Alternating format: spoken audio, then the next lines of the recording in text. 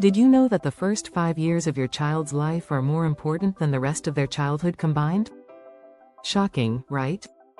Science shows that a child's brain forms over 1 million new connections every second during this time.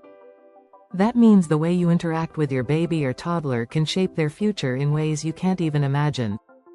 Erik Erikson, a famous psychologist, created a powerful theory about human development.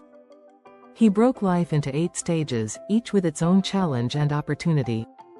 The first 6 stages cover everything from your baby's first trust in the world to your teen's quest for identity. These stages lay the foundation for the kind of person your child will become, and how they'll navigate the world as an adult. In this video, we'll dive deep into Erikson's 6 stages of development, with real strategies to help you guide your child through each one. From encouraging your toddler's independence to supporting your teen's search for self, this guide will give you practical tools for raising confident, successful kids.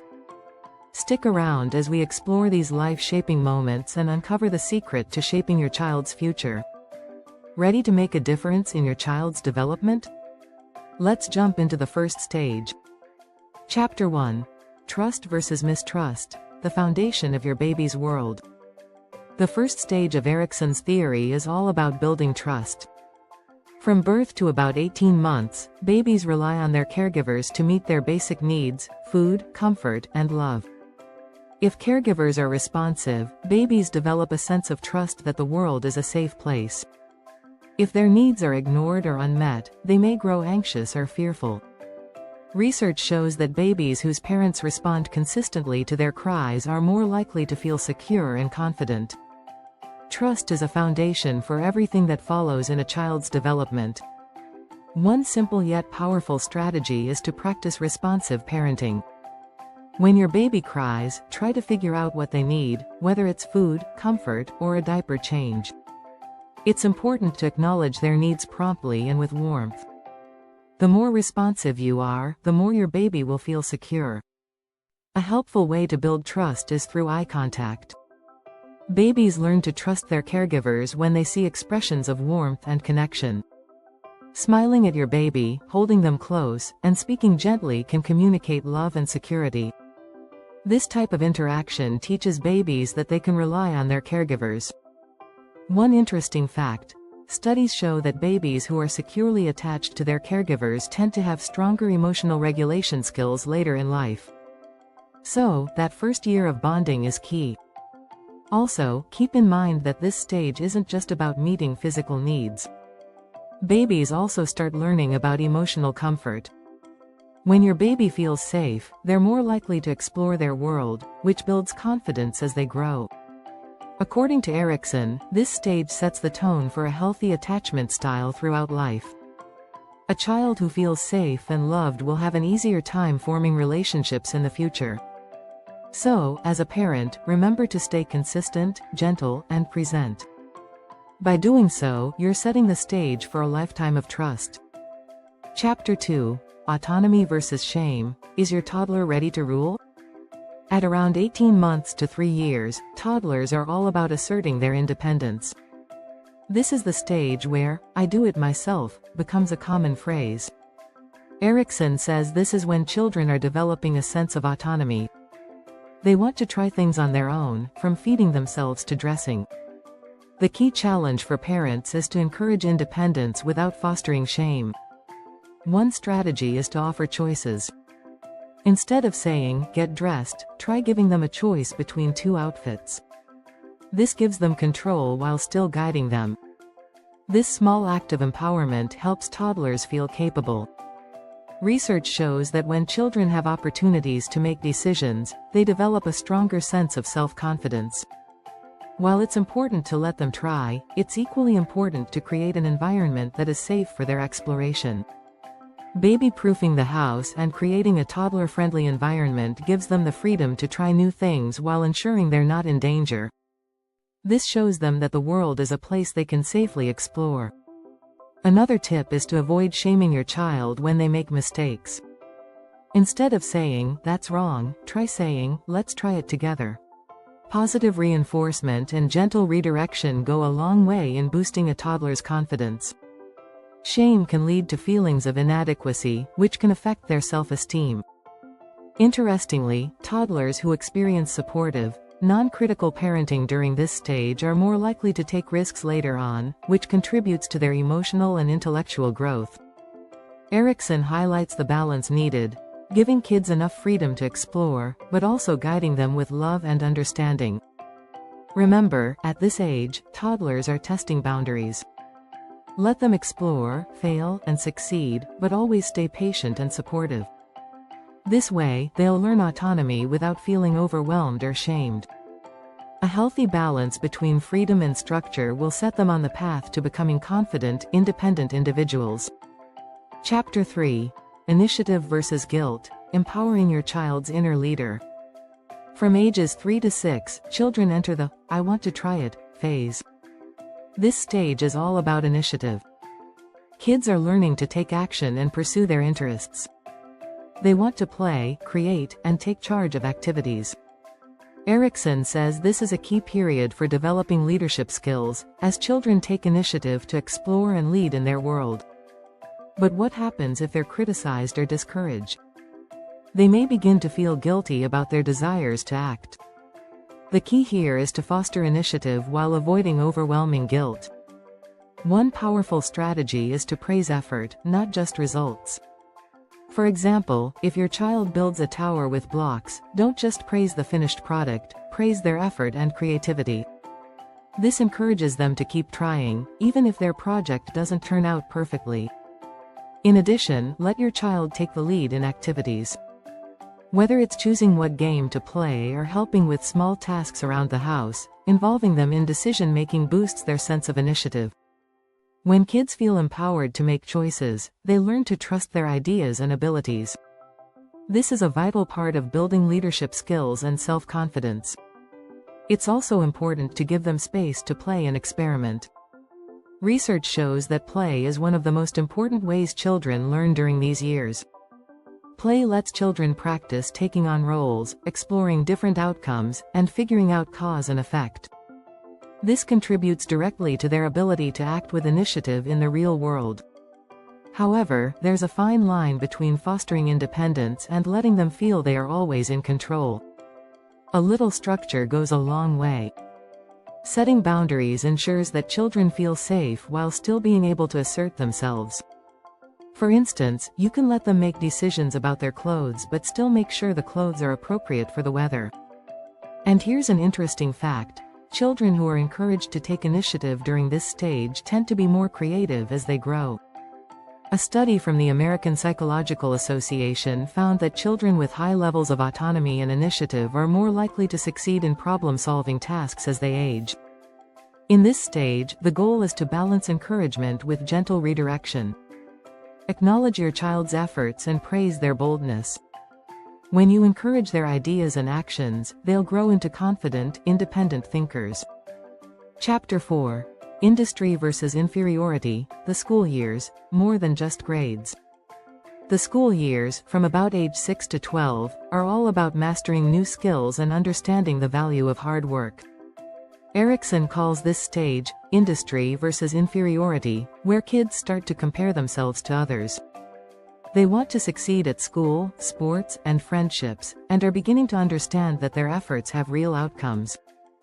The key for parents is to help their children develop a strong sense of competence without pushing them too hard. One of the most effective strategies is to emphasize effort over outcomes. Praise your child for their hard work, not just for their grades or results. Research supports this idea. A study by psychologist Carol Dweck found that children praised for their effort rather than their intelligence were more likely to embrace challenges and keep trying when they failed. This encourages a growth mindset, where children learn to see mistakes as opportunities to improve, rather than as signs of failure. Another key strategy is to involve your child in activities that build their skills and confidence. Whether it's a sport, a musical instrument, or a hobby, giving children the chance to learn and practice new things helps them feel competent and industrious. Be sure to support their efforts, and offer positive reinforcement when they accomplish small goals. During these years, kids also face social pressures. Peer relationships become increasingly important, and feelings of inferiority can arise if they feel left out or less skilled than others. It's important to foster a positive self-image by focusing on your child's strengths. Remind them that everyone has different talents and that it's okay not to be good at everything. Research shows that children with a strong sense of self-esteem are better able to handle peer pressure and negative comparisons. Finally, encourage your child to take responsibility for their learning. Help them set achievable goals and celebrate their progress, no matter how small. By giving them ownership over their success, you're helping them develop a sense of competence and pride in their accomplishments.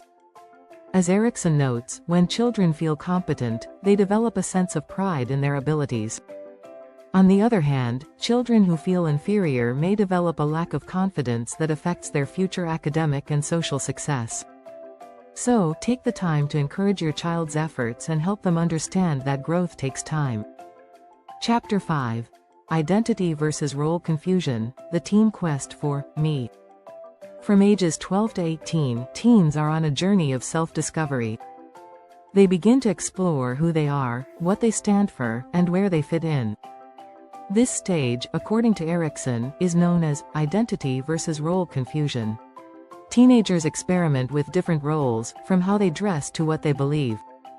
The goal is for them to form a strong, cohesive identity. The challenge for parents is to support their teens' exploration while also providing guidance. One key strategy is to give your teen space to express themselves. Encourage them to explore different interests, such as music, art, sports, or activism. This exploration helps them develop a sense of who they are and what they care about. The more freedom you give them to try new things, the more likely they are to develop a strong sense of self. It's also important to have open, non-judgmental conversations with your teen. According to Erikson, during this stage, teens need to feel understood and accepted by their parents, even when they start to question family values or norms. Let your teen know that it's okay to ask questions and explore different ideas. Research supports this. A study from the Journal of Youth and Adolescence found that teens who feel heard and supported by their parents are more likely to develop a healthy, stable identity. Another strategy is to model your own values and beliefs while remaining open-minded. Teens often look to their parents for guidance, but they also need to know that it's okay to make their own choices. By demonstrating confidence in your own identity and values, you provide a roadmap for your teen to do the same. However, it's important not to impose rigid expectations. Erikson suggests that forcing a specific identity on a teen can lead to confusion or rebellion. Instead, guide them with love and patience as they navigate their journey of self-discovery. A fascinating fact: research shows that teens who successfully navigate this stage of identity formation tend to have higher self-esteem and are better equipped to handle future challenges. They are more likely to develop strong, lasting relationships and achieve personal goals. So, even though this stage can be turbulent, it's crucial for your teen's growth and future success. Chapter 6. Intimacy versus Isolation, Raising Adults Who Can Connect Deeply. The final stage of Erikson's theory, intimacy versus isolation, occurs in early adulthood, usually from ages 18 to 40. At this stage, individuals seek to form deep, meaningful relationships, whether romantic, platonic, or professional. Erikson believed that successful development of intimacy is key to emotional well-being. Those who struggle to form close bonds may experience feelings of isolation. One of the most important strategies for parents is to foster open communication and healthy relationship skills early on. This includes teaching children how to express their feelings, listen actively, and resolve conflicts respectfully. Research from the American Psychological Association shows that adults who have healthy communication skills are more likely to have fulfilling, lasting relationships. Encourage your child to develop strong friendships during their teenage years. Friendships provide a foundation for later intimate relationships. Adolescents who form close, supportive friendships tend to have more successful romantic relationships in adulthood. These friendships help them practice emotional closeness and learn how to navigate the complexities of relationships. Another strategy is to model healthy relationships in your own life. Children learn by observing their parents. If you show them how to build trust, show affection, and communicate openly, they are more likely to replicate these behaviors in their own relationships. Erikson emphasizes that intimacy involves both the ability to give and receive love and care. It's also crucial to allow your young adult the space to explore relationships on their own terms. As they become more independent, they need to learn how to form and maintain their own relationships. Offering guidance when asked is key, but giving them the freedom to make their own decisions is equally important. Interestingly, research from the University of California shows that people who experience positive intimate relationships during early adulthood are less likely to experience loneliness and depression later in life. By supporting your child in forming these bonds, you're not just helping them succeed emotionally, you're setting them up for a fulfilling future. In the end, Erikson's theory teaches us that each stage builds on the last. By guiding your child through these stages with love, patience, and support, you help them develop into healthy, well-adjusted adults who can form deep and meaningful connections. Don't forget to subscribe for more tips on raising happy, healthy kids and helping them thrive at every stage of development.